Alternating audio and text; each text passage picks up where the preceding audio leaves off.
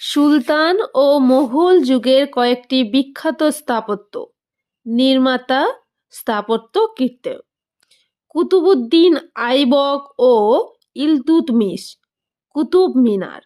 আলাউদ্দিন খলজি, আলাই দরওয়াজা, ফিরোজ শাহ তুগলক, হৌজ খাস, মামুদ গাওয়ান,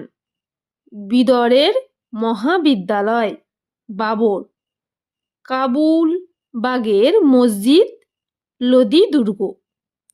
আকবর, বুলন্দ দরওয়াজা, ফরিদপুর সিক্রি,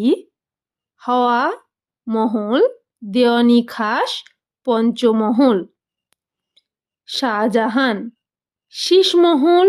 মতি মসজিদ, ময়ূর সিংহাসন, তাজমহল,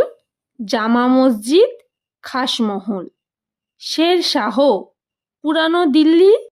কিলাই কুনহা, সাসারামের সমাধিসৌধ, হুমায়ুন, ফতেহাবাদের মসজিদ, দিল্লির দিনপান্থ সমাধিসৌধ, জাহাঙ্গীর, ইতিমাদ উদ্দৌলার সমাধিসৌধ, আকবরের সমাধি। ভিডিওটি ভালো লাগলে লাইক এবং শেয়ার করে দেবেন।